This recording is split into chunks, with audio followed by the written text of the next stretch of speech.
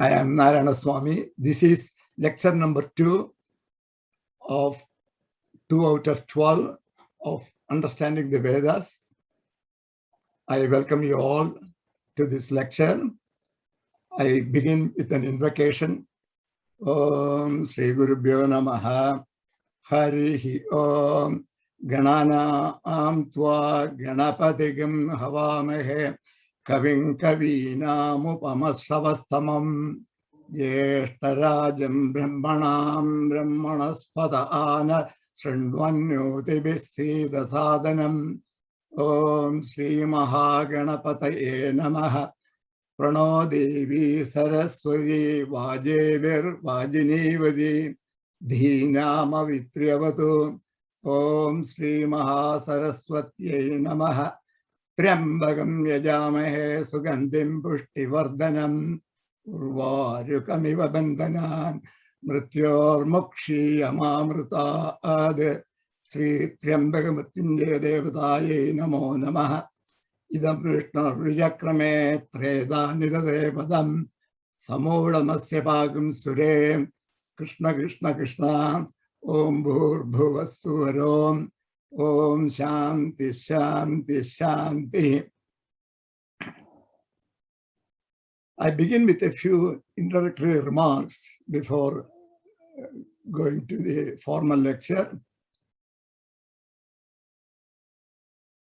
The book is in 2 parts. Part 1, current understandings of the Veda, and part 2, spirituality and wisdom in the Vedas. The lecture number 1 gave an overview of parts 1 and 2. Obviously, part 2 talks about the spirituality and wisdom in the Vedas that has not been accepted. It is left that Vedas are Karma Kanda and Vedanta is Jnana Kanda. So Vedas, karmas, rituals, devoid of wisdom, all those we heard in the introduction last week. The part 2 talks about the spirituality and wisdom in the Vedas. So after listening to the complete lecture, the lecture 1, where the overview of both part 1 and part 2 was given, many people are interested to the spirituality and wisdom aspects that I discussed in the last class. And I have received many questions via email and suggestions that they all want to know. Always everyone wants to know what is new. And moreover, especially the statements about Deva, Agni, and Indra, Agni's willpower, I received a few questions. Where in your book is the Agni mantras given? Of course, the book itself does not give much mantras about any of the, out of the 27,000 mantras that we have in the 4 Vedas. The book is it has many purposes. As I have said, as we go along, we'll see that. Nonetheless, I want to proceed with part 1, even though most of you may say, let's go straight to the part 2. We want to know the spirituality and wisdom in the Vedas. Of course, we will go there. We have waited this long. What else? Another a few more lectures. But I have a reason for starting with part 1, because the only way, one of the main purposes of the book is to remove, first of all, I said in the last class, most Sanadharma peoples have not had a formal education in the Vedas. Maybe what I should have added in the last class itself, but you will hear more from every class from now, is that not only you have not had a formal education, you all have been exposed to a lot of misinformation. Many people have told me after the lecture, wrote to me saying that what you said is very true. I have seen many books that says Vedas are rituals and devoid of wisdom. So one of the purposes of my writing the book and these lectures is to remove that messaging of Vedas. and Veda Samhitas. And as I discussed in the last class in the overview, and I will also talk here more. So we must proceed. I cannot simply saying that the Vedas have spirituality and wisdom. I am going to take you how we got to where we got, why these misconceptions persisted, and then proceed. So, and leaving aside that, since I said that most people have not had a formal education, here is a textbook that can be used for a formal education. I want to take you through that. However, I'll promise you that I will cover the part 1, the first 6 chapters in the first 3 lectures. I'll try to do 2 chapters, probably 3.5 or 4 lectures, or 3.5 lectures. And I will devote 6 to 6.5 of my lectures for part 2. So you will first understand and you will become believers that the branding of Vedas, I will say, is not accurate, and Vedas and Veda Samhitas are more contain wisdom, and without understanding the Vedas, Veda Samhitas, all other scriptural texts that came out of that, I will be talking today. All these scriptural texts came with the single objective of extracting the essence of the Veda Samhitas. That aspect seems to be forgotten in all these discussions, because once these scriptural texts came, Brahmanas, Aranyakas, Upanishads, Puranas, Patanjali's Yoga Sutras, Shad Darsanas, all these, the purpose was because the Rishi period and the Vedic period ended, and the Samhitas were in the various, under various Rishis, and Vedavyasa organized it in the 4 Vedas in 3100 BCE. But at the end of the Rishi period, about 4000 BCE, we had only Veda Mantra Samhitas, and the Rishis knew the spirituality and the wisdom, and they were teaching it to what they called what Aurobindo calls, Sri Aurobindo calls as the initiate disciples. Disciples who have the skill, who have the discipline to pursue, understand the inner meaning, and continue the meditation, arrive at super conscious states, get a mantra revealed and all that. So Rishis knew the inner meaning, and towards the end of the Rishi period, they saw that people do not have interest to pursue that because other opportunities came. Town planning, in the Harappan civilization, town planning, trading, farming, and all this. So many of them went to that. So Rishis decided, if I have only these select few disciples wanting to lead a dedicated disciplined life and pursue meditation and extract mantras, these Veda mantras will not be received for the posterity. So they introduced the external meanings and the outer yajna, and they taught it to the what they called as their commoner disciples. 80-90% of the people who are working, they don't have time to do the meditation. So to them, they explain that. So at the end of the Rishi period, since during the Rishi period, they themselves were doing both, providing the inner meaning and the wisdom, as well as the external meaning and the yajna to the commoners, and the inner meaning and the wisdom to the initiate disciples. Since the same teacher is providing that, they can disseminate the information based on the capacity of the listener, and both inner meaning and outer meaning was there. But at the end of the Rishi period, we have the Samhitas, and people wanted to get out there. So all these we need to do. So all these are discussed in the part 1, and also the part 1 discusses the current practices of yajna and then how we can move forward. So how the erroneous messaging, I'll use the word, what I consider as erroneous messaging of the Vedas can be removed. So for you to be able to not simply accept my word that Vedas have spirituality and wisdom, but to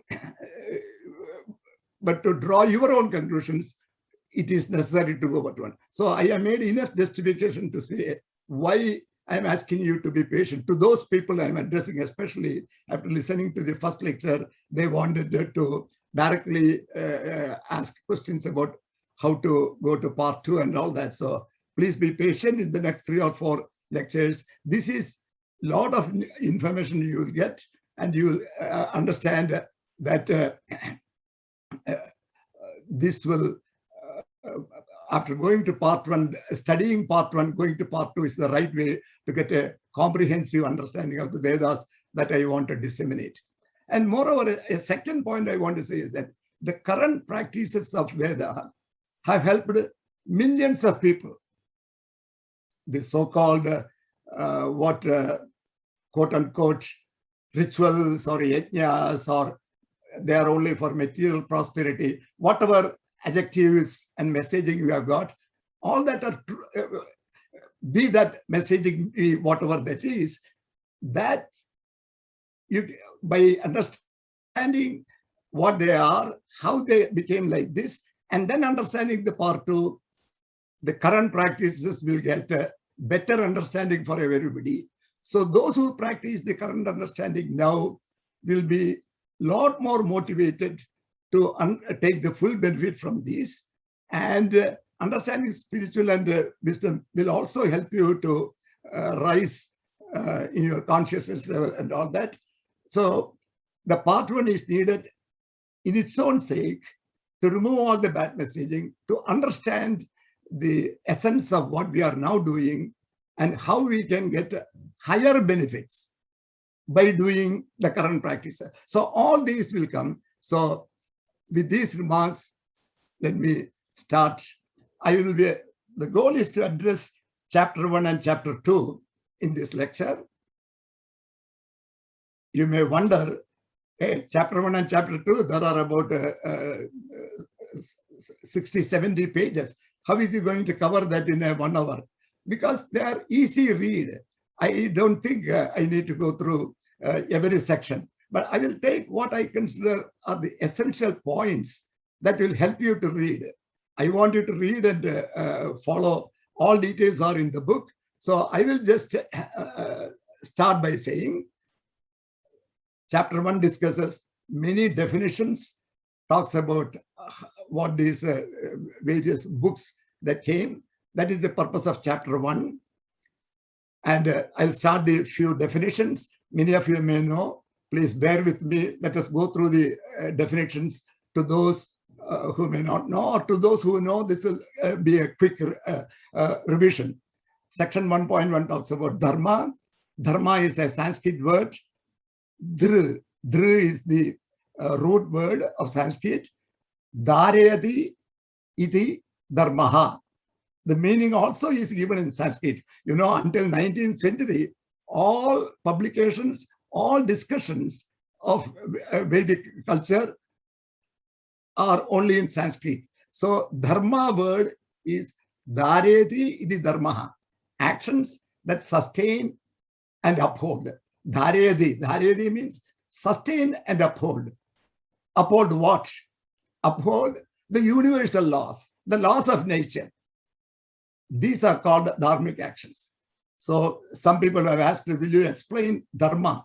The whole next 11 lectures, I'll repeatedly have references to bring instances of dharma. So if anyone asks, what is this Sanatana dharma? Dharma comes from dhareti. Dhareti means sustain, uphold.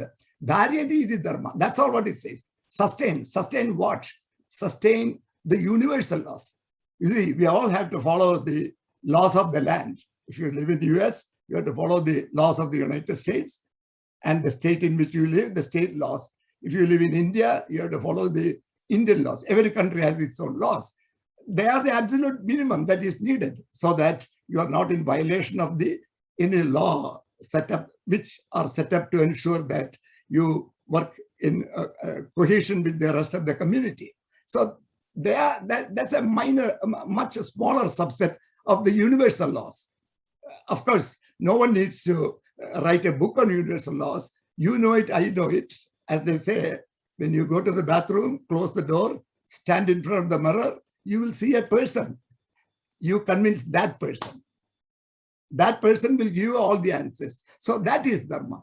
And our people said, if people lead life by actions that sustain and uphold what?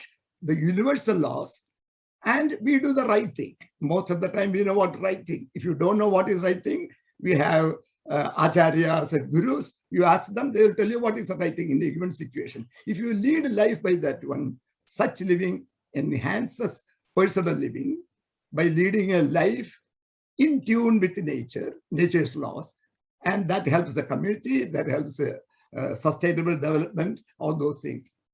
Then section 1.2 talks about Veda. Veda has come from the Sanskrit word vid, to know. That means Veda means knowledge.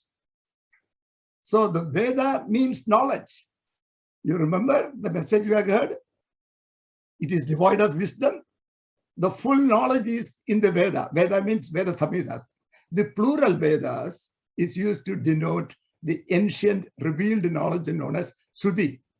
Vedas, the moment I say Vedas, it brings to memory terms like mantra, rishi, yajna, puja, etc. So I'm going to start about section 1.3 talks about mantra. And it says location of the mantra. And I have written in the book that the mantras are located in Parame Vyoman. You will hear this word repeatedly. Param means supreme, Vyoman supreme ether, the supreme station. And in fact, in my book, very early, I'm talking about Prithivya Saptadamavi. Ato Deva Avantino Yato Vishnu Vijakrame Prithivya Saptadamavi. Prithivya Saptadamavi. So because once you make a statement quoting Veda, Vedas are Shrutis. It has revealed knowledge. So revealed knowledge, it is not written by any person. Even though the rishis got these mantras revealed, so it is a revealed knowledge. It is not written by any person. So Vedas are known as apaurisheya. Paurisheya means written by a human being. Apaurisheya. So they are called Shruti. They are heard by rishis and in their superconscious state. I will describe that in the next few minutes. So location of the mantra is in the supreme station. Prithivya Saptadamahi. This word above is divided into 7 zones. And the 7 zones have the names Bhuhu, Bhuvaha, Suvaha, Mahaha, Janaha, Tapaha, Satyam. And these are each called Loga, but they are not physical Loga. They are conceptual. You cannot buy an airplane ticket to get into this. Each has its own consciousness levels. Prithivya, earth is the material consciousness. Bhu is that. So the 7th station is where Parame Vyoman, supreme ether, that is where the Devas and Tadegam, the supreme. The Tadegam word, Tadegam means Tat Egam. Egam means that one, Sanskrit word. That is what became Brahman in the later Upanishads. So mantras are in the same location Parame Vyoman. So I will quote a Rigveda mantra. It is stated in my book 1.164.39. So don't take my word. I will read this Rigveda mantra 1.164.39, 39th mantra in the 39th mantra in the 164th sutta of first mandala. You will understand more about all these Vedas, how they are organized in my 7th or 8th class. But for the time being, take it that first mandala, 164th sutta, 39th mantra. Rijo akshare parame vyoman yasmin deva adi vishve nishedu yastanna veda kim rija karishyati ya ittad vidusta ime samasate. This is the Rik mantra 1.16439, and I will give the meaning. Rijo akshare parame vyoman, meaning mantras exist in a supreme ether known as parame vyoman. This is a Rigveda mantra, so it's a Veda Vakyam. So no one can argue because it is not written by anybody. This is revealed to a rishi.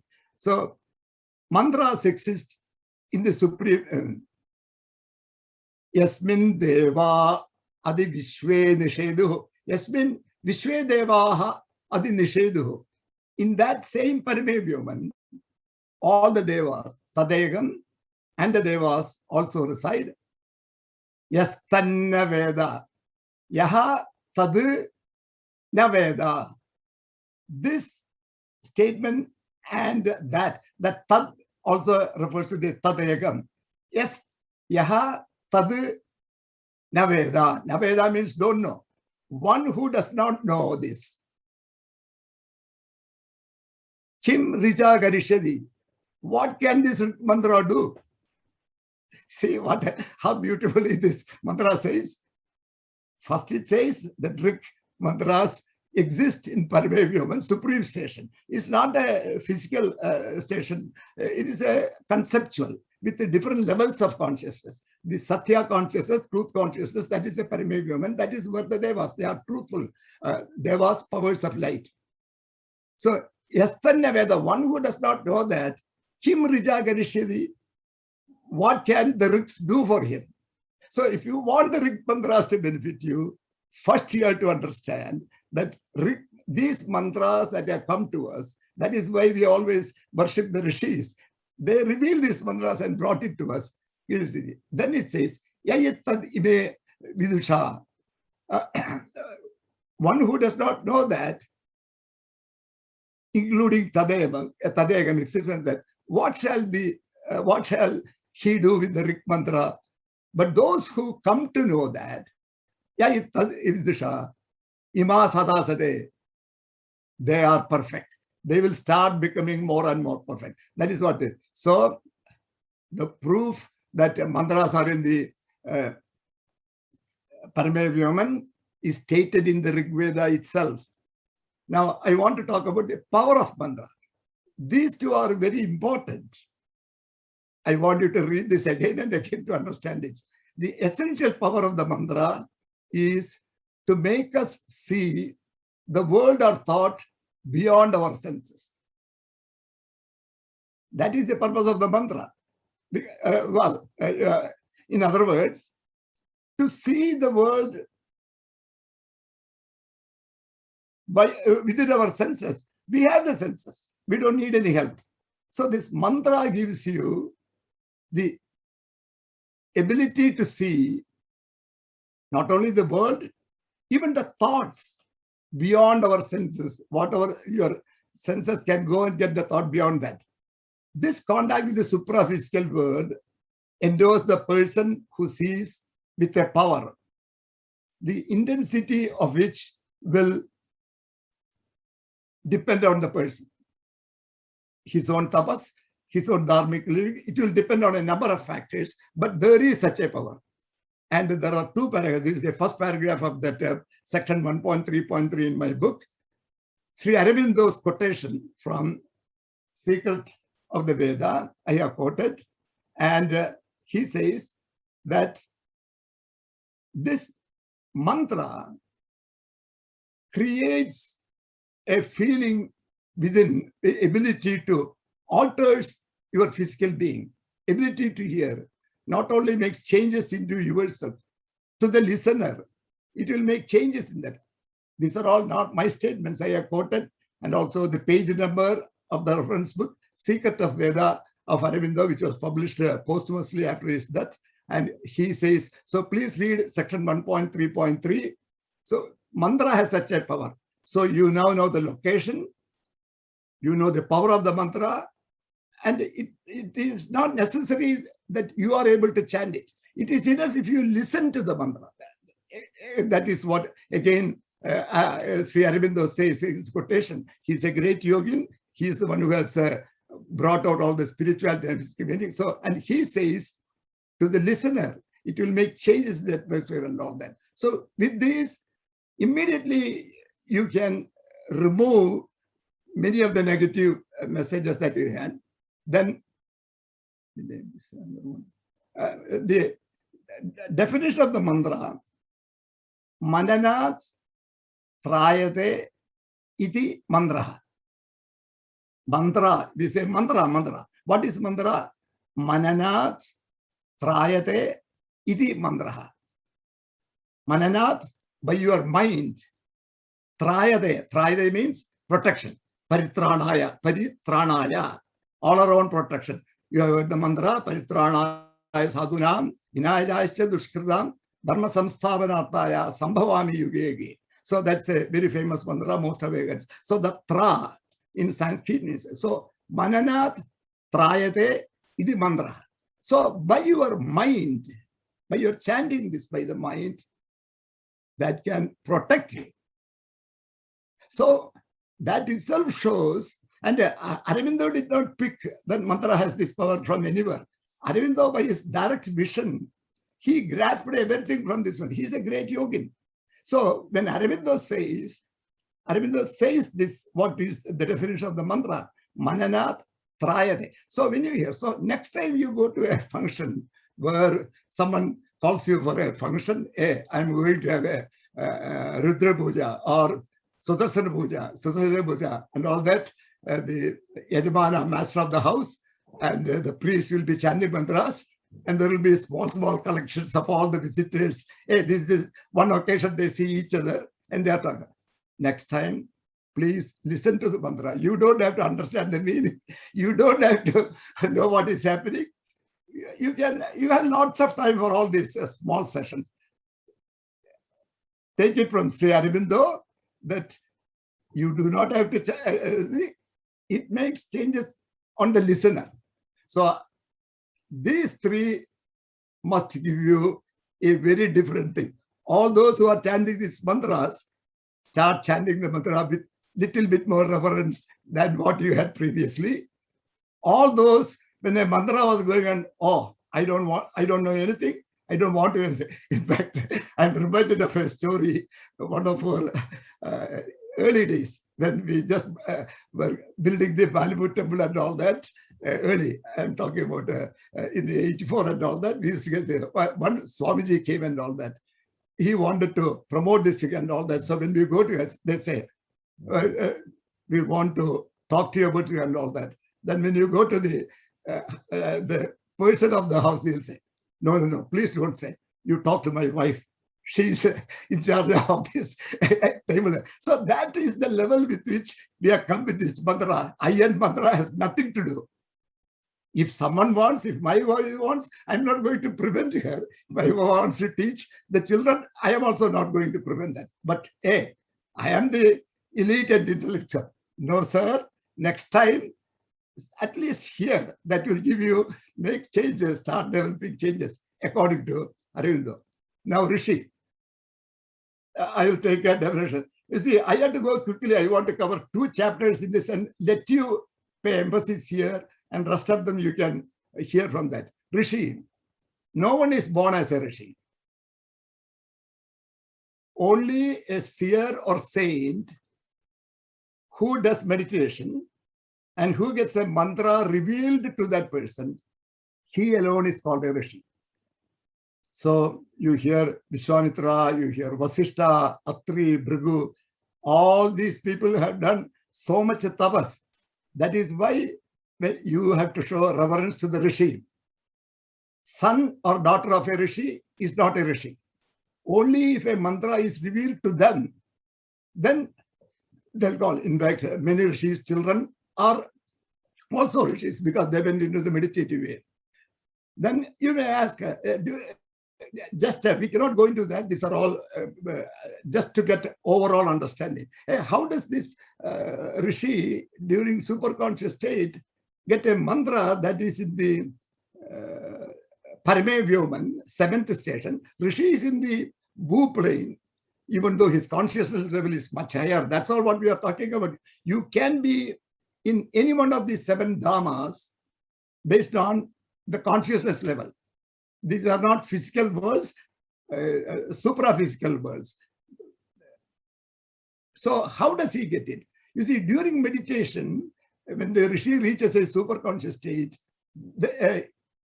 those seers or saints, they become aware of their own vast Anda Samudra. Inside, there is a Samudra, vast ocean.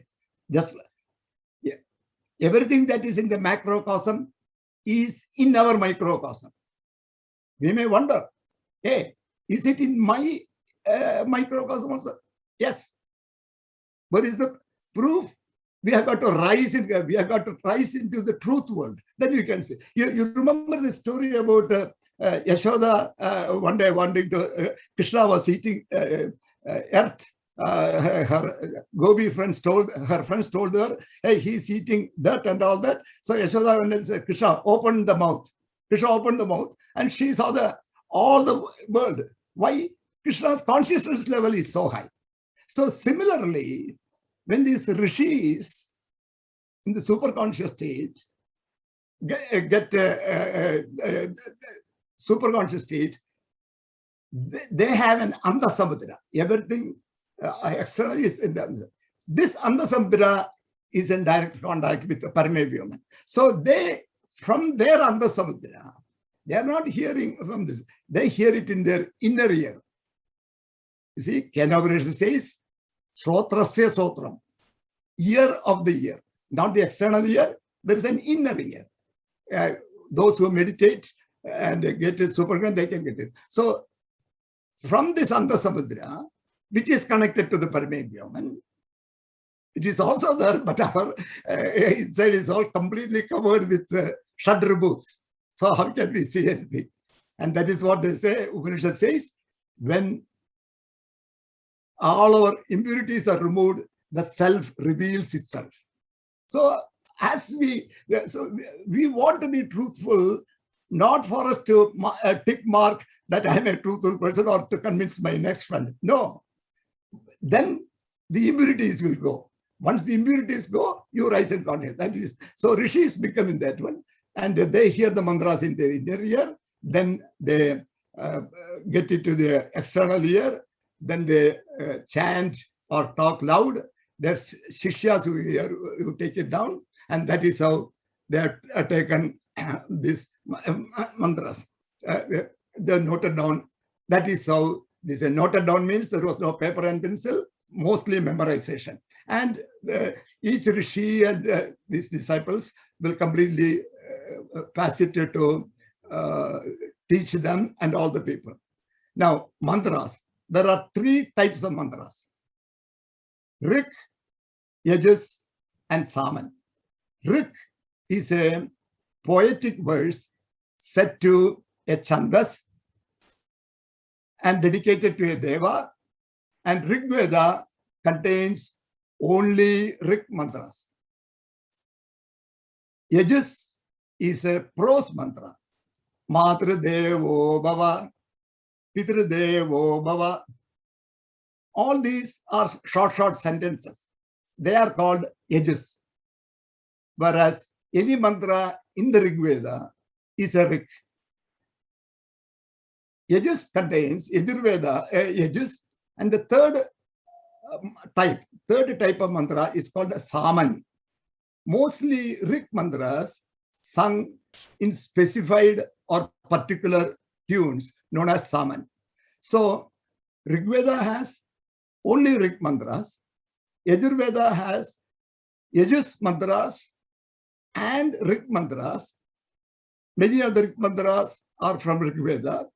There are some Rig mantras that are not in Rig Veda also, that they are also in Yajurveda. Samaveda is mostly Rig mantras, that is to be chanted in a particular Saman tune. And Atharva Veda has mostly Rig mantras, some ages. So there are 4 Vedas, but 3 types of mantras.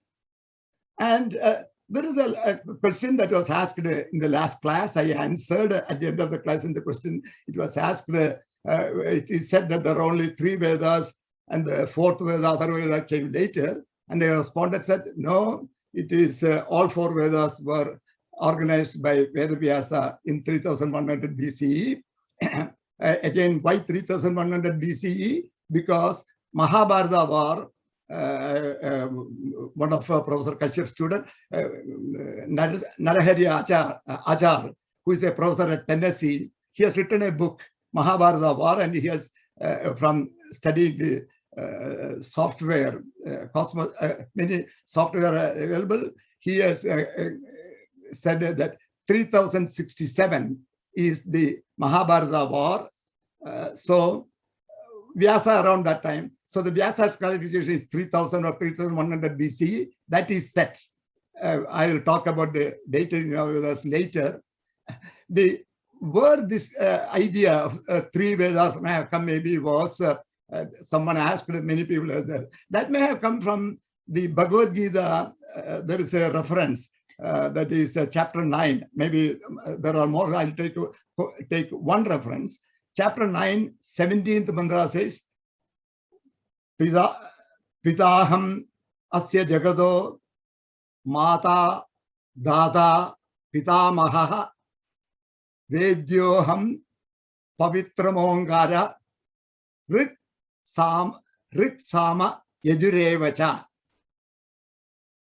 This is Bhagavad Gita, chapter 9, 17th mantra. Pitaham asya jagato mata data pitamaha. Pita, I am the father of this jagati, this jagat. I am the father of this world. Mata, I am also the mata. Dada, I am also the sustainer. Pitamaha, I am also the grandfather of this jagat. Vedyoham pavitram onkara. Pavitra, the purity. I am the purity. I am onkara. Rik sama yajurevacha. Rigveda, Samaveda, Rik sama yajurevacha. And I have seen many Bhagavad Gita books. Well, unfortunately, Bhagavad Gita has been categorized into Jnana texts. So all Bhagavad Gita texts are written by mostly the Vedantins. And I have seen many Bhagavad Gita translations where it says Rigveda, Yajurveda, Samaveda came first, Atharvaveda came later. So that is how many of us gotten this one. But Krishna doesn't say that. Krishna says Rik Sama Yajurevacha. Krishna is referring to the 3 types of mantras, in my opinion. I have not written a book on Bhagavad Gita, but my understanding of that mantra is, it is there. But assuming that the other explanation is correct, that there are only 3 Atharvaveda came. Do you mean to say Krishna didn't know the future? Krishna could have said, included Atharvaveda also, even if it was not there at Krishna's time. Krishna has a divine, he can look into the future. The very fact he did not use this, he is not referring to the Veda. That is an arbitrary classification by Vedavyasa. Krishna is talking about the 3 types, in my opinion. So let's move on. Now I'm quickly going to go through the 6, I organized tables 1A through table 6 in chapter 1. So what is the situation? During the Rishi period, Rishis received these mantras. They taught to their disciples. Their initiate disciples became Rishis. They got mantras. All that mantras in that community, they will be teaching. Another few miles away, there may be another community of Rishis and a third community, and all that. There were all over the Indus Valley civilization, Rishis. So all these mantras At the end of the Rig period, none of them is documented. There is no documentation, whether some of them was there in, if we do not know. It's all memorized and coming. And at the end of the Rishi period, there was only Veda Samhita, and it is Veda Vyasa who collected them. So first what Veda Vyasa did was, all these various Samhitas, whosoever memorized and whatever by his own divine understanding he understood, he put them all together and collected into these four. But there was only one Veda Samhita prior to Vyasa's classification in 3700. So at the end of the Rishi period, whether it is 4000 BC, 3500 BC, we don't know exact date, is very difficult. I'll discuss the dating of Vedas a little bit later. But certainly based on Narahari Acharya, there are many others have written books on Mahabharata war and all that, 3067. Vyasa's classification as 3100 BCE. So prior to that, there were only one mantra samhita. Samhita means collection. So where does this samhita came? So Veda Samhita or Vedas or Veda Mantra Samhitas is, Samhita means Sanskrit word collection. Collection of all the mantras revealed. Lots of the mantras may have been lost and all that. That was Samhitas. Then a series of texts, Brahmanas came first. Then came Aranyakas and Upanishads. All these are written in my book as table 1A, 1B, 1C, 1D. You can see all of that.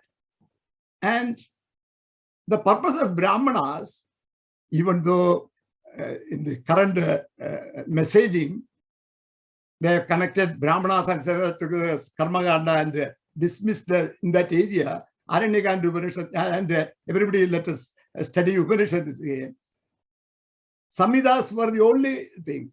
And all other texts, every spiritual text that came, that we have Puranas, we have Upanishads, we have Padagiri's Yoga Sutra, we have Shaddarsanas. All of these things, single purpose. What is that single purpose? To understand the essence of the mantra samhitas. Different scholars have learned all that. However, what happened after understanding all these things? There is a following, and it became a Yoga Sutras became a discipline, Puranas became a discipline, storytelling became a discipline, Bhakti became a discipline, Upanishads, Vedanta became a discipline, and none of them refer, our origin is, we all set out to understand the essence, to communicate to the people in an easy language. That we all forgot. So all these kept into case, and Brahmanas was the first one came. Then came Upanishads. And I'll tell you, when I discuss chapter 5, many Upanishads are the end chapters of the Brahmanas. It is not that Samhitas and Brahmanas are put together as a Karmakanda, and then Aranyaka and Upanishads. So I will discuss that when I come to the third or fourth lecture. So table 1A through 1D, it talks about the four Vedas, and then Brahmanas, Aranyakas, Upanishads, then Puranas came, then the Itihasa. Itihasa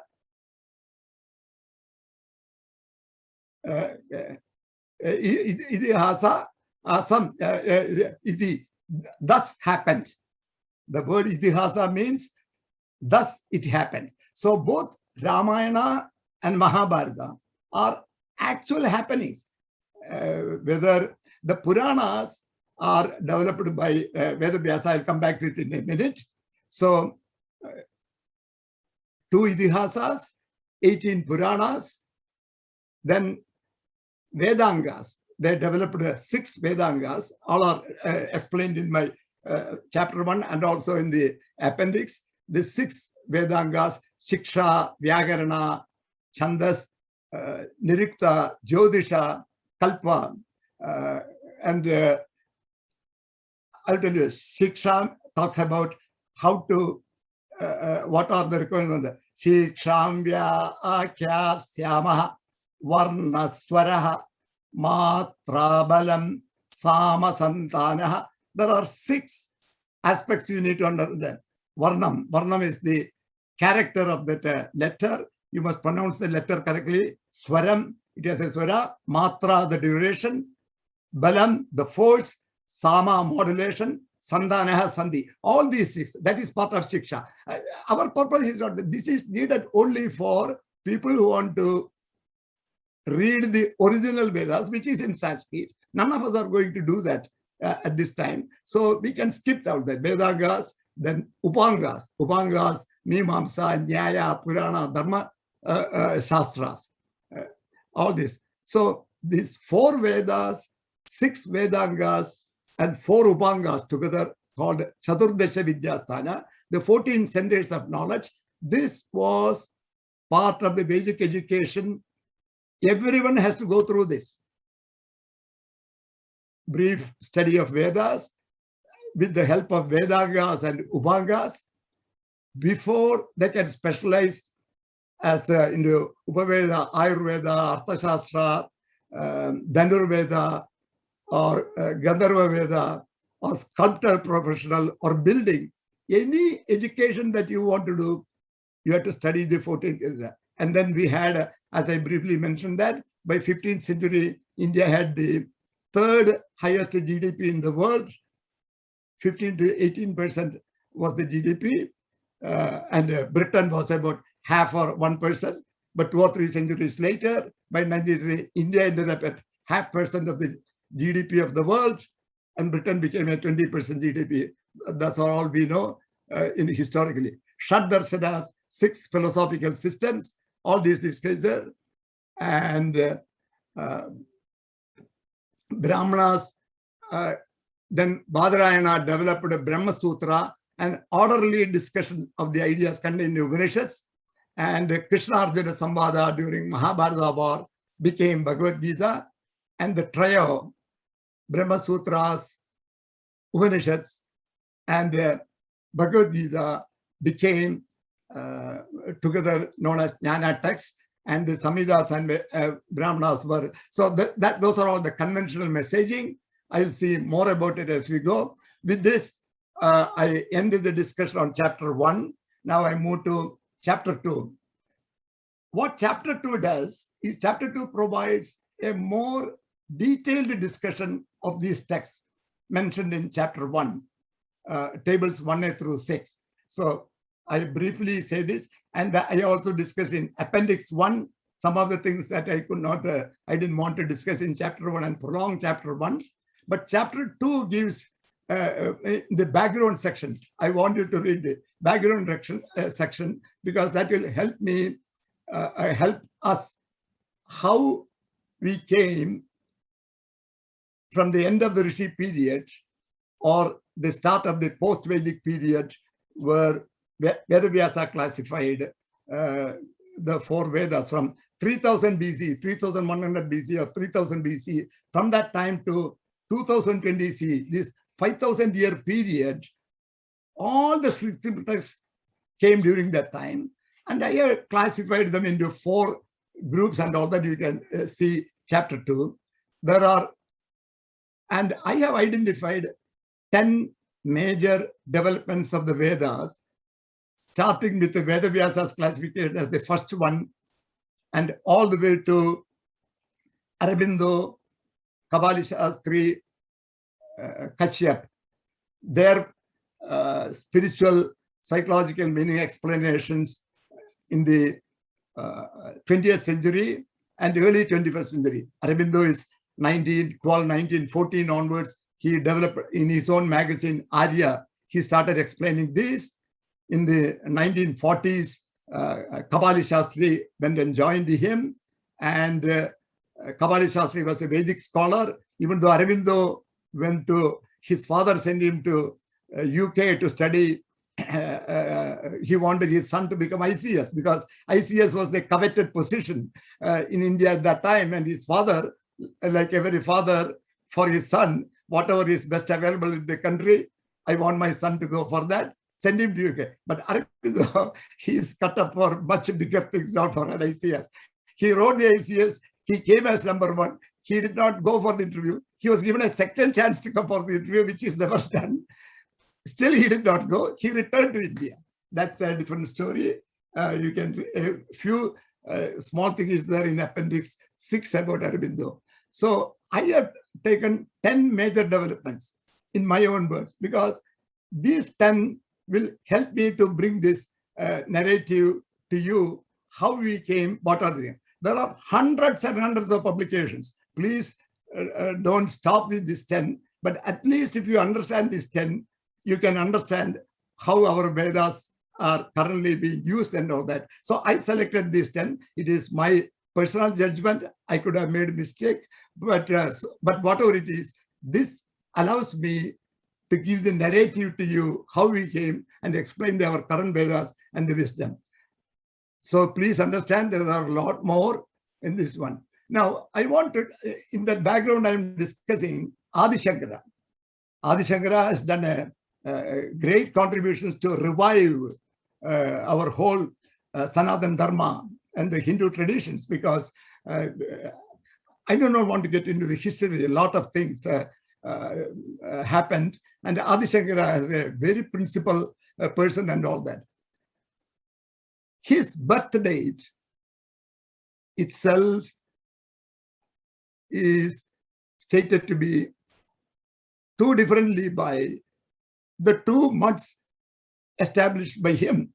He established 4 months in the south, in the north, in the east, and the west. But in the south, again, there is a question or dispute, whatever it is, whether he established it in Kanchi. Sringeri has a lot of evidence that he established in Sringeri. Kanchi says he has done puja for Kanchi. We do not get into that. But his own date of birth is in dispute. Kanchi Kamagodi says he was born at Shankara's time. Both of them agree he lived 32 years. Kanchi Kamagodi says Shankara's birth is 509 BCE to 477 BCE, 32 years. Sringeri says 788 CE to 820 CE. And the present head of the Kanchi Mutt, Vijayendra Saraswati,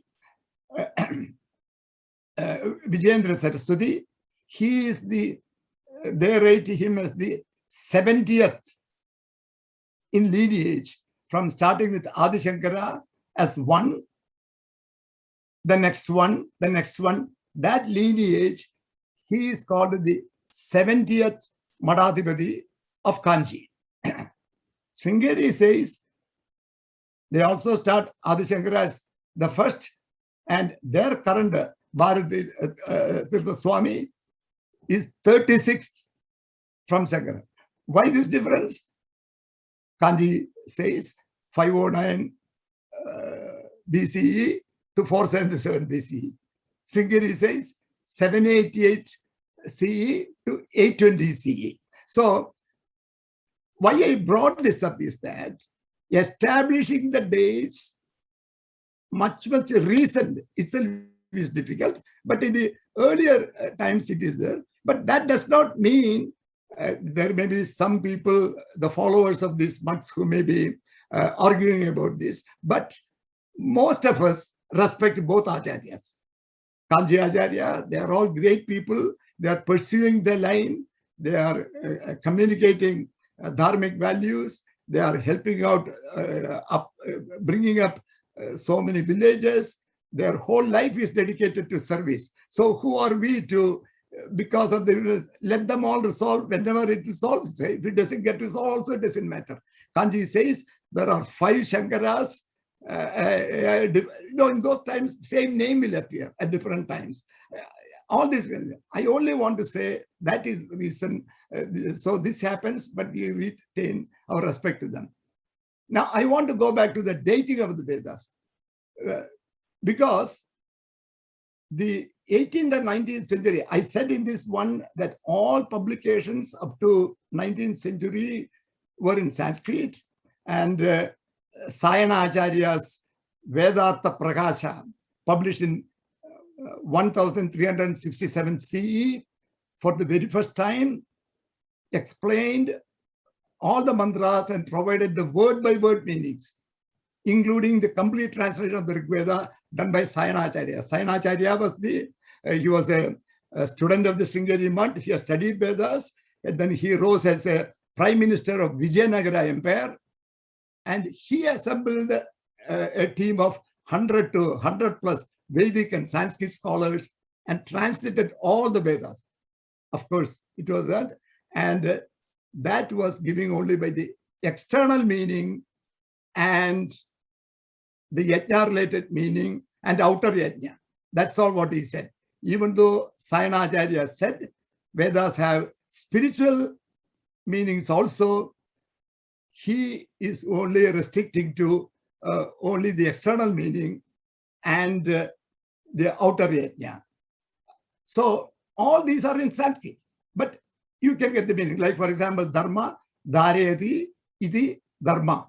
So from that, dhareti, you can understand the meaning of dharma. In the same manner, every mantra given a similar in Sanskrit. And in the 18th and 19th century, Max Muller, who is under contract to British East India Company, and their position was they don't want to, let me say, the positive things that even then. So Max Muller translated, what a beautiful opportunity for Max Muller, Wilson and Griffith. In fact, if you go to Google, even ask for a mantra meaning and all that, you can still get a Griffith's translation. British author in the 19th century, 1867 also, they have published those books. All of them. What an excellent opportunity. They went to India, learned Sanskrit from their masters. They are all experts in English. And Sayanacharya has translated this, all the Veda mantras. What they have to do? Simply translate it back to English. And Max Muller is credited with providing the first English translation. He does not have to study Veda at all. Only thing is, of course, he studied Veda also. How deeply we do not know and all that. But they all said, you see, and all of us, the last 200 years, most of us have not learned the Sanskrit, but all of us have been educated in the English system. So, you know, so where did we get all our understanding? Not from Sayanacharya's Vedartha Prakasha. We have not seen any Veda books at all, because nobody published Veda, because there is no people to buy that one. And who will publish? Only if there is a lot of people interested to buy the book, right? So no one has seen any Veda. So where did they get all these speakers, Veda and Vedanta speakers? Where did they get it? All from this English. And what did they say? Vedas have no wisdom. The people, because the Vedic devas are Agni, Indra. They are all wondering about the nature. And I have heard so many people say, always say, oh, Rig Veda is all about nature powers. Because that is, all the people who talk about Rig Veda, I don't think many of them have studied Rig Veda. So what can we do? They all picked up this. I also would have been in the same line, unless I got a different opportunity to study all these things. So I am sharing with this one. But all of us have heard all this. So I include you. I'm not very different. Maybe I know delta X more than all of you. So I'm sharing that knowledge with you. That's all, because I went deeper into this to understand this. But so they all said in the 18th and 19th English, all of them said Vedas are date of Veda is 1500 BCE. Some people even said 1000 BCE. Some people even said 500 BCE. So how am I saying in my book 6000 BCE? What evidence do I have? I'll talk about that. See, before that, I want to say how we ended up this 1500 BCE. I don't know, maybe many of you may have heard. There is a Bishop of Canterbury, James Ussher. This Bishop of Canterbury and he's a biblical scholar. In the 17th century, in 1658, he claimed God created the world on October 23, 4004 BCE. Let this sentence sink in. James Ussher, Archbishop of Canterbury and a biblical scholar, said God created the world on October 23, 4004. Of course, a few years ago, another great person, he's also a bishop, but he has the added title of Vice Chancellor of Cambridge University, Mr. Lightfoot, John Lightfoot. He also said, same thing. God created the world October 23, 4004 BCE. So 4004 BCE plus 2000, so 6000, only 6000. And this one was codified in the Bible in 1701. I don't know if it is still there, whether they have removed, I do not know. So in the 18th and 19th century, church was very dominant. Everyone had the church education, everything. So everyone who grew up, Max Muller, Wilson, they all know world started only 6,000 years ago. In fact, I was studying this thing. I was in the 2016 presidential election in US. Some journalists, I don't want to name the journalist, I don't want to name one of the presidential candidate also. I don't want to reveal the name. This journalist went after that because that presidential candidate a few years earlier said world was created in 600, because that is in Genesis or some book said it was widely accepted in 18th and 19th century. So he was asked, do you still believe that world was created 6,000 years ago? That person candidate by that time. And remember, so if world is created only 6,000 years ago, how can this country that is being colonized by Britain, how can they have people earlier than that? So their interest is to say this Vedas is, that is the only charitable explanation I can give.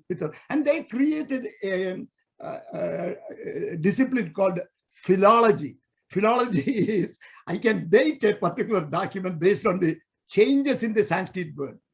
And Aurobindo poo-poos it by quoting some other philology and all. Aurobindo also says that modern philology is much better, but the philology in the they put together that was not well organized and all that. They had a professorship in Cambridge and physics, Cambridge and Oxford to pursue the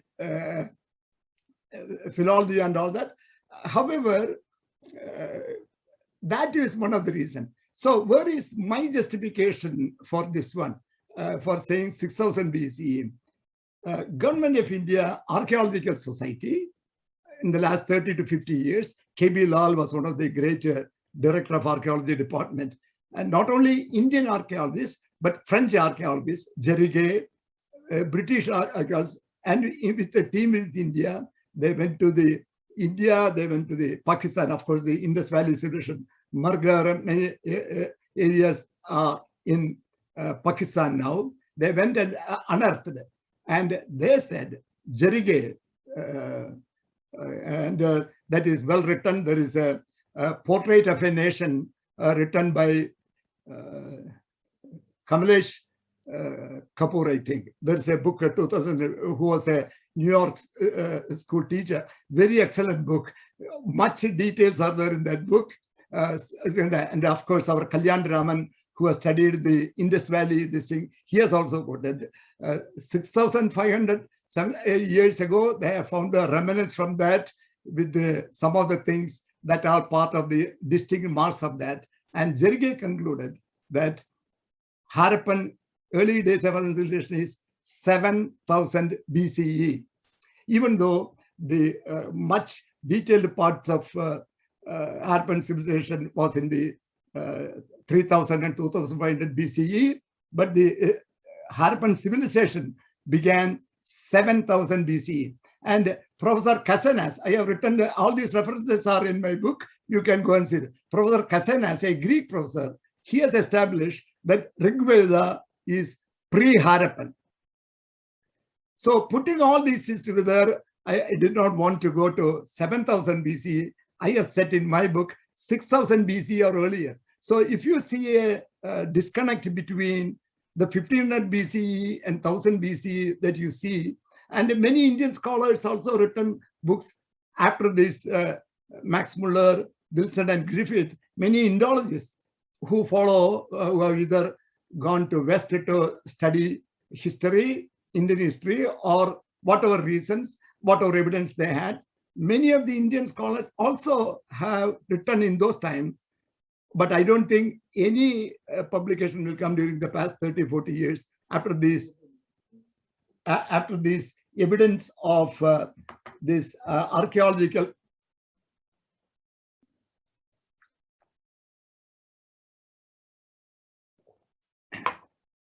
after this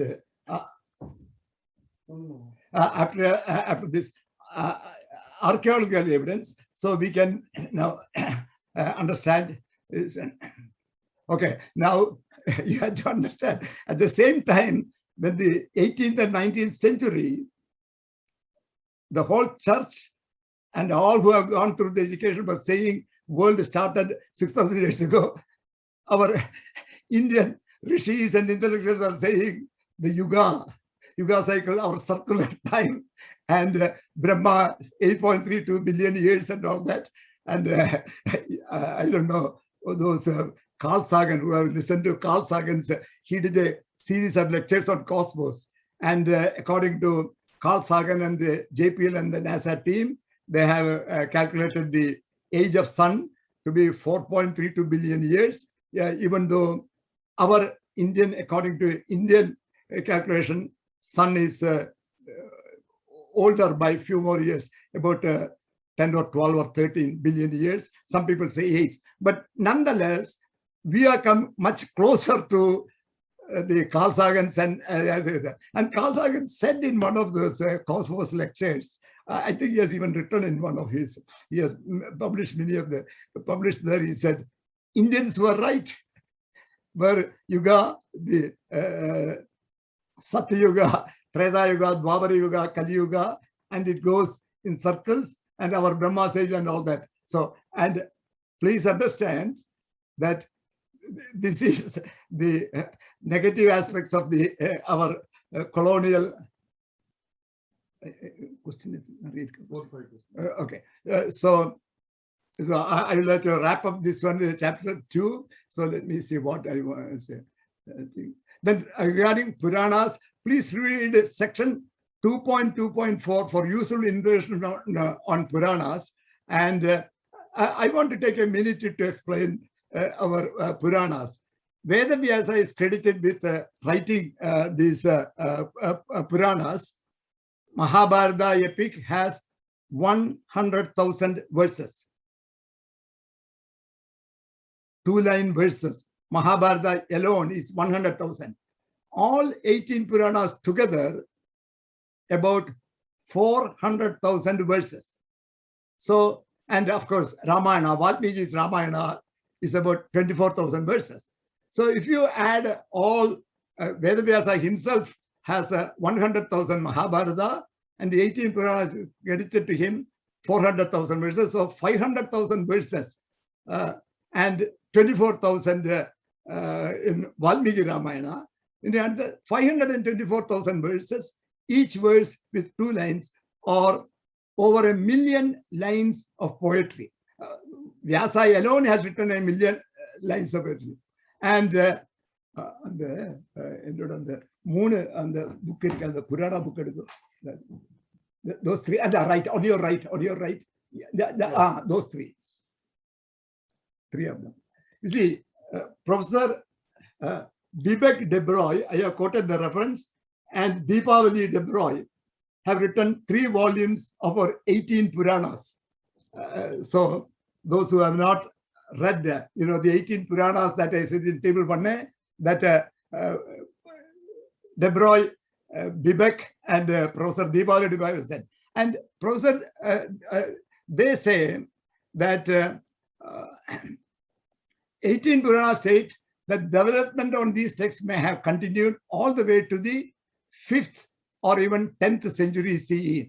They also state that Mahapuranas composed by Vedavyasa may have contained 1 crore. 1 crore is 10 million. 10 million verses or 2 crore lines. And finding that no one will read that much in this thing. So there was a Purana Sangraha. So Veda Vyasa composed only this Purana Sangraha with 1 crore verses or 2 crore lines, and other authors, later authors, may have maybe took pity who is going to be selected that and put together these Puranas and create the 18 Puranas with 400,000 sloka. That's what those Puranas I read from that book that I'm quoting. Be that as it may, current total verses of Vedavyasa alone is 500,000 verses and over 1 million lines. And none of our educated elites, including me, unless I have done this research and all that, I may not have known. I know all these Puranas, but the number itself, or college-educated population may know about Vyasa or his over 1 million lines of poetry. But most of the college-educated people know about Homer's Iliad and the Odyssey. Do you know how many lines are there in Iliad? About 15,693 lines. How many lines are in Odyssey? About 12,100 lines. Or we may know Keats, we may know Wordsworth, we may know Shakespeare.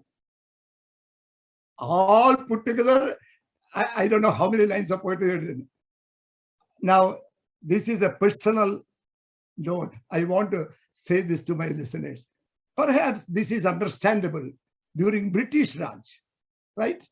Because they are the masters.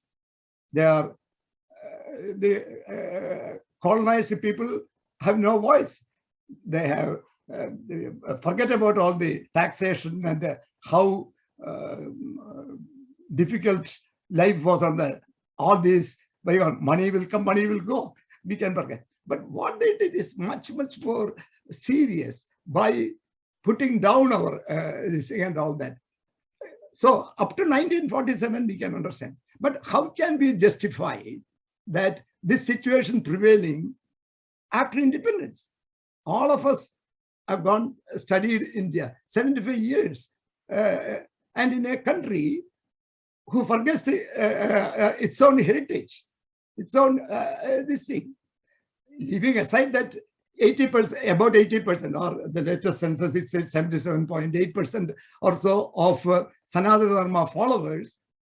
Even otherwise, a country has its own history. What does it say? Who said that? Those who do not learn from history, they are condemned to repeat it. So we have to learn our history. We have to learn. So we must introduce our heritage education, our dharmic, and not because of Veda. It is only dharmic values. It talks about Agni, the powers, what powers we can get. And we must introduce this. Now that we are a free country, all of us must know this thing. So I am almost ready to close the lecture in the next 2 minutes to take the questions. Sections 2.2.4 through 2.3.2, the 4th through 8th development. I added the 9th development due to Sri Aurobindo and TVKS, 1914 to the 20th century, 1940 to 1950s, and the 10th development as Professor Kashyap's single-minded effort to translate all the way. Sri Aurobindo translated only 3,000 mantras of the Rig Veda, and Kabali Shastri translated only 1,200 mantras of Rig Veda. Much earlier, Madhvacharya in the 13th century, even though Madhvacharya is known more for the Dvaita school of philosophy, he has also translated Rig Bhasha. He said, Trayartho vai Veda. Vedas have three meanings. Every Veda mantra has three meanings. Adi Bhautik, the external. Adi Daivik, related to the gods. Adhyatmik, or spiritual.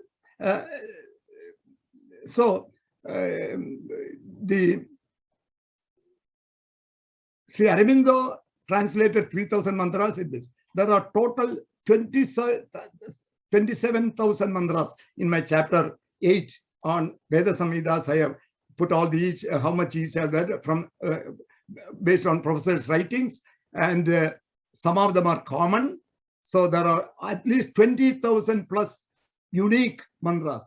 All of them were translated by Professor Kashyap, taking the discipline and the guidelines established by Aurobindo.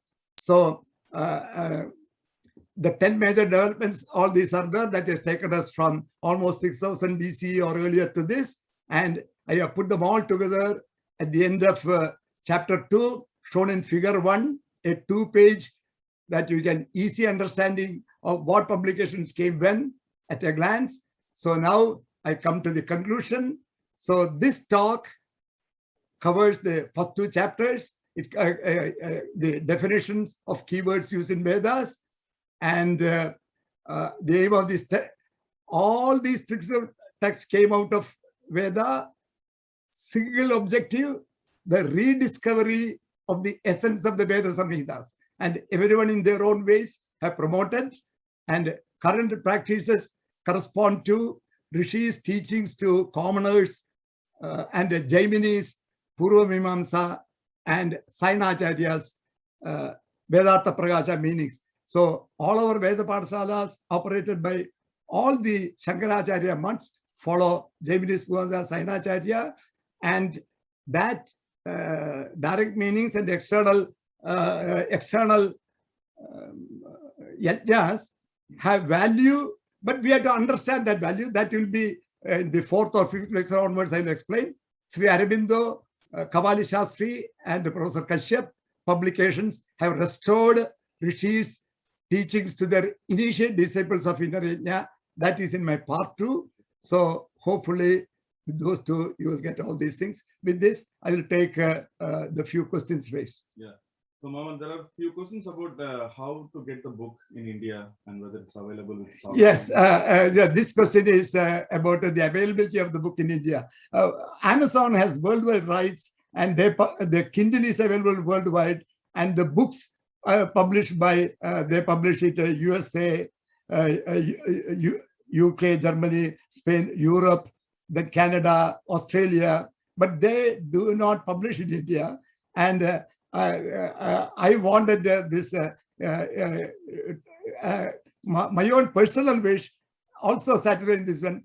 I wanted Sakshi Trust to publish this because I learned all this spiritual thing from Professor Kashyap.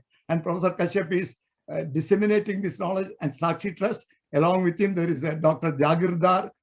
You cannot say enough of those 2 individuals. Selfless service. Of course, Dr. Jagirdar is a friend of Manohar Shinde. Shindeji is here, and Shindeji connected me. We were all together at the Dharma Hill Station, and Shindeji wanted me, since I go to Bangalore frequently. Shindeji asked me once. I was also working with Shindeji. So Shindeji asked, Manoharji asked me, I will schedule a meeting for you with Kashyap through Jagirdar. And then I grabbed that opportunity because 6 years earlier, I have purchased a book of Kashyap and I didn't understand much. Now I am able to easily read Aurobindo. Aurobindo's text also very difficult to understand, but be patient and study it, then it will say, you can understand them. So all those, so I wanted them to, so that whatever proceeds, they can use it for the further dissemination. It is available from Sakshi Trust. Next question. Next is from Mr. Ramesh Deshpande. Vedanta or Upanishads consolidated and commented on Vedas, key spiritual messages, making humans aware of the universal consciousness and the way to reach there. Any comment? What is the question? The second question is from Ramesh Pandada. Vedanta or Upanishads consolidated and commented on Vedas, key spiritual messages, making humans aware of the universal consciousness and the ways to reach there. Any comment? This lecture is primarily for me to explain Vedas. And I will choose my words carefully here because there are a lot of Vedantins and very few Vedanta people. So I want to respect. I have also studied the Upanishads. I have taught Upanishads. I want to say Rig Veda does not talk about liberation. Rig Veda, in the Vedic time, there is no separation between material life, family life, and spiritual life. Rishis married and led a family life. What Rishis and the Rig Veda says is, you can pursue any profession. They want you to be happy. They want you to lead very happy, healthy life. But what they say is, you must spiritualize your material life. You pursue any activity. You can be a professor, you can be an engineer, you can be a doctor, you can be a lawyer, you can be a sculptor, you can be a homemaker. It does not matter whatever profession you do. Do that well by spiritualizing, by learning Vedas and the Vedic Devas. There is the Vedic Deva or Agni Indra. They are Devas, Div, powers of light. And then later they became Puranic gods. I'll bring the connection. Please be patient. All these things will come in the Vedic. So I will leave it at this.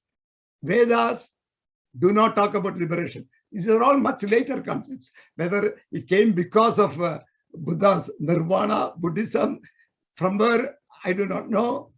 Whether it came from Adi Shankara's period. I do not want to, I am not a scholar in those areas. I am talking about Vedas. Vedas, and not only that, you have to understand, if Tadegam, it says he is immanent and transcendent. So he created and he entered as Antaryami in everybody. So if he created, the one became the many, that is what Vedas say, which also says, Vedanta also says that if one became many, he has got to, creation, he has got to give a manual for them to do. That is Veda Samhitas. So Veda Samhitas is a self-contained document where you can lead, and we are all born to do karma. So you do your karma, whatever karma, but please do not restrict that karma to your professional karma or material karma. That's all what Veda says. Karma includes the professional, for you to earn a living, to raise your family and all that. Karma also includes the sacred karma. So please divinize. Give some time, that little. It doesn't say sit 24/7 in a corner and read Veda. No, Veda doesn't say that. You spiritualize. You need a dharmic life. And then what happens, he says, is, as I told in the first lecture, they want you to do your task with all-round perfection. I'll tell you how, at least Veda says and all that thing. So next question. Next question is from Mr. Venkatesh. Sage Vasishtha and Vishwamitra completely accepted Lord Rama is the Supreme Brahman. In fact, Sage Vasishtha was the person who named Rama. You mentioned that these two sages have downloaded the maximum number of mantras. So how come there is no mention of Rama anywhere in the Vedas? and only indirect name Tadekam to denote the Supreme. And same thing with the Krishna's name, and given the Puranas, Ramayana, Mahabharata happened repeatedly in each yuga cycle. We don't see the name of Krishna. The question from Venkatesh is, Vasishtha was the Purohita at Ayodhya. He named the birth of Dasharatha. He conducted the yaga, we all know. Then he did the naming, the Jataka for all that. Vasishtha was the priest for Dasharatha. Then Vishwamitra came, took Rama away, taught him all the things to the demons who are attacking the rishis doing the puja and the rest. So why? Well, I'm not that deep a scholar, so I'll straight away admit I cannot answer this why. But I can tell you what they did. They meditated the mantras in the Parime Vyoman they received, and they are all Agni, Indra, Vayu, Soma, Surya, Saraswati, Aditi, Ashwins, Maruts. All of them are the Vedic gods, Divs, Devas. So Tadegam is the supreme. If you look around, there is the whole universe works with things move with clockwork precision and accuracy. So the rishis concluded there is a supreme power or supreme energy. You don't have to have a person. It is all energy. Of course, it is only the science found out that matter and energy equals only from after Einstein, right? E equals mc squared. Energy and matter was connected by in the theory related by Einstein. But this yuga is going on, and our people have said matter and energy is the same much earlier. And what they see in the Parime Vyoman, they collected and they explained it by these. They have spiritual powers, psychological powers. By these psychological powers, you are able to get it because there are dasyus covered and all that. But I am not able. The Rama period, while all this is in circular time and is going on and all that, whether in the Satyaloka time when this mantras are, at least in the Parime Vyoman mantras, whatever that has been recovered, there is no mention of these Puranic gods. Well, the last question is from Mr. Gaurav Nirmal. Some say one should learn the 6 Vedangas before studying Vedas. The reason is it teaches them the techniques to understand what they are reading in the Vedas. What is your take on this? Yes. The next question from Gaurav Nirmal, that's an excellent question, that the Vedanga 6.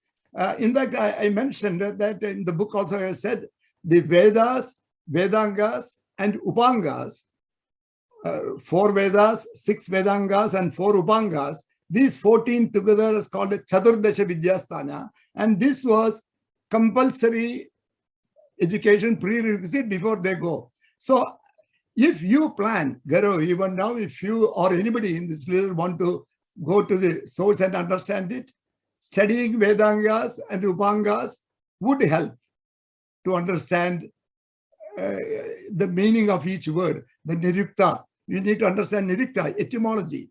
All those things would help to do that. That's all. So with this, we have come to close this. I will do the closing prayers and close this lecture. Anyone having questions, you can send email. I will try to respond by email also. With this, I chant the closing prayers.